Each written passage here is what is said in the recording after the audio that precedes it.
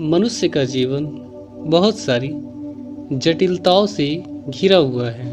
वह निरंतर कुछ नया करने का प्रयास करता रहता है, पर कई बार उसे यह समझना मुश्किल हो जाता है कि उसे नई शुरुआत कब करनी चाहिए।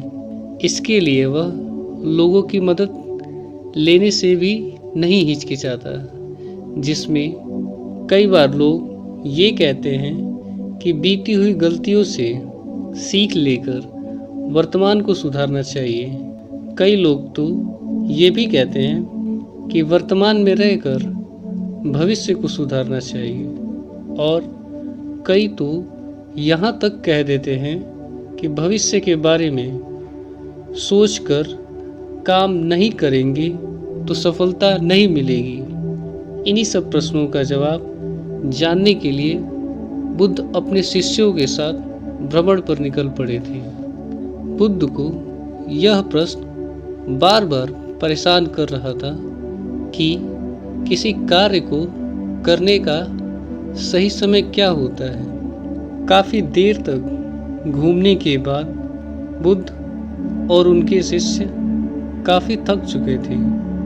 उन्होंने निश्चय किया कि वे पास के ही गांव में नदी किनारे कुछ देर आराम करेंगे और फिर आगे का सफ़र तय करेंगे। उसी गांव में नदी किनारे कुछ बच्चे खेल रहे थे।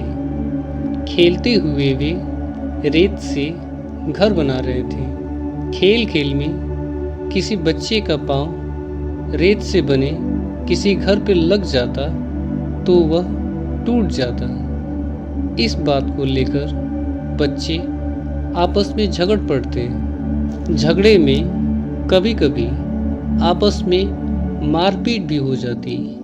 यही नहीं, जिस बच्चे का घर टूट जाता, बदले में वह दूसरे बच्चे का घर तोड़ देता। बदले की भावना का यह क्रम इसी तरह चलता रहता। कभी कोई किसी का घर तोड़ता तो कभी कोई किसी का। इस तरह बच्चे रेत का घर बनाते और तोड़ते रहते, साथ ही झगड़ते भी रहते। महात्मा बुद्ध अपने शिष्यों के साथ खड़े चुपचाप यह सब देख रहे थे। बच्चे अपने खेल और खेल के बीच झगड़े में मगन थे। उनमें से किसी भी बच्चे का ध्यान बुद्ध और उनके शिष्यों की तरफ नहीं गया। बुद्ध अपने शिष्यों के साथ बच्चों को देख रहे थे। थोड़ी देर बाद एक स्त्री आकर बच्चों से कहती है, शाम हो गई है, सूरज छिपने वाला है, अब सब बच्चे अपने अपने घर चलो। तुम सबकी माएँ घर पर तुम्हारा इंतजार कर रही हैं। बच्चों ने चौंकते हुए देखा कि दिन वाकई बीत गया है। यह सब सोचकर वे अपने अपने घरों की ओर जाने लगे। लेकिन यह क्या, वे घर जाने से पहले अपने बनाए घरों को खुद ही तोड़ रहे थे, बिना इस बात की परवाह किए कि थोड़ी देर पहले वे घर तोड़ने पर आपस में झगड़ा कर रहे थे। लेकिन इस समय उन बच्चों को इस बात से कोई फर्क नहीं पड़ रहा था कि कौन किसका घर तोड़ रहा है। सब बच्चे भागते हुए अपने घरों की ओर चल दिए। महात्मा बुद्ध ने यह देखकर अपने शिष्यों से कहा, तुम मानव जीवन की कल्पना इन बच्चों से कर सकते हो। तुम्हारे बनाए गए ये घर, शहर सब ऐसे ही रह जाते हैं। तुम्हें एक दिन यह सब यही छोड़कर जाना होता है, लेकिन तुम जिंदगी की भाग दौड़ में सब भूल जाते हो और खुद से कभी नहीं मिल पाते। सबका जाना तय है, इसलिए कभी भी ज़्यादा सोचकर समय बर्बाद नहीं करना चाहिए।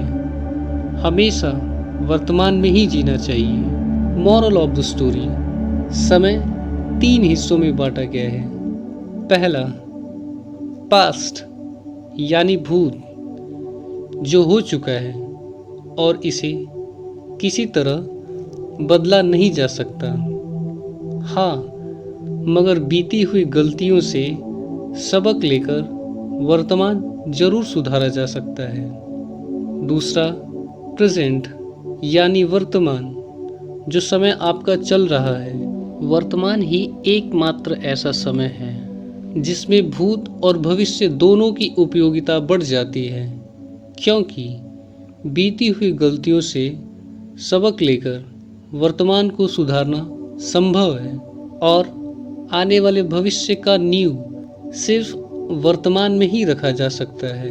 तीसरा, फ्यूचर यानी भविष्य, जो आपके साथ होने वाला है, मगर भविष्य पूरी तरह वर्तमान पर निर्भर है, क्योंकि जिस पल आप भविष्य में होंगे वह आपका वर्तमान ही तो होगा। इसलिए किसी भी सही कार्य को करने का सही समय सिर्फ और सिर्फ वर्तमान ही है। जिस पल आप उसके बारे में सोचते हैं वह उस कार्य के लिए सबसे उत्तम है। अगर आपको ये कहानी पसंद आई तो इसे लाइक, शेयर, सब्सक्राइब जरूर करें। धन्यवाद।